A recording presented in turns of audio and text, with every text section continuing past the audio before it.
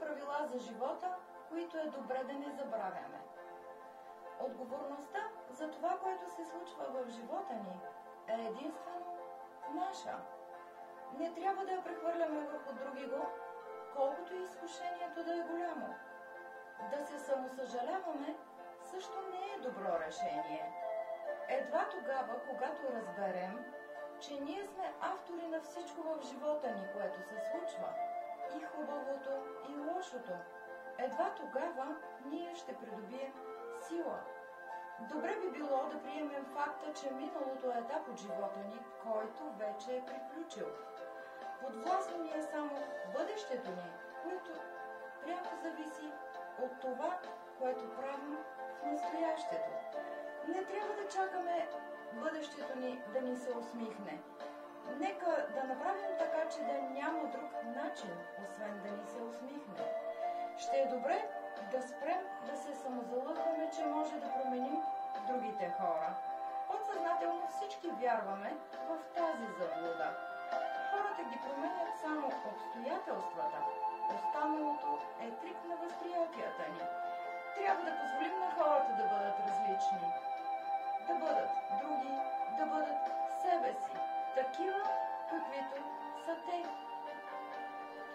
И ще дойде момент, в който ще започнем да изпитваме удоволствие от присъствието на всеки в живота ни, колкото и различен от нас да е той. Трябва да сме силни заради себе си и заради близките си. Слаби, страдащи, уморени и нещастни, не сме от полза за никого, не сме от полза и за себе си. Не трябва да забравяме, че всяко едно наше действие си има своето съответстващо последствие. По своята същност ние избираме не какво ще правим, а избираме резултата от това, което искаме да направим.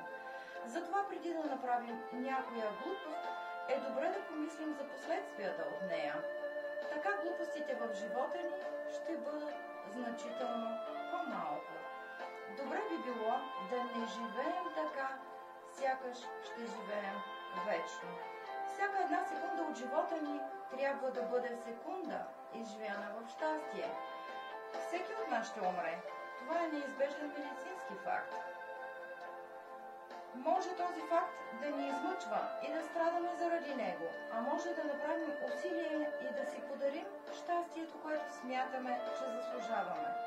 Не трябва да живеем така, сякаш ще живеем вечно, но не трябва да живеем и така, сякаш ще умрем още сега. Ако помислим за тези две неща, ще намерим своя идеален начин за щастлив живот. Трябва да правим всичко, което искаме, което ни усмихва и което ни прави щастливи. Ако си задаваме въпроси за смисъла на живота, вероятно сме изпаднали просто в много лека депресия. Важен е не конкретният смисъл на живота, а усещането, че го живеем смислено. Нека да направим това, което смятаме за добре и за важно. И да не забравяме да си го повтаряме постоянно. И не на всяка цена да преследваме успеха.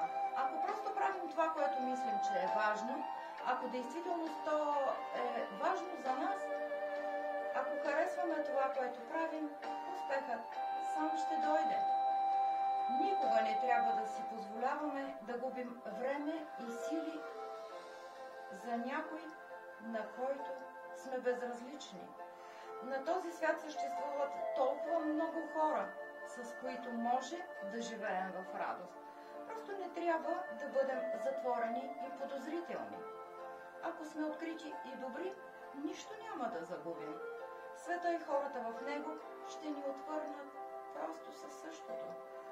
А дори и някога да сгрешим в преценката си, също няма нищо лошо в това. Ще сме научили един урок. Автор Диана Иванова.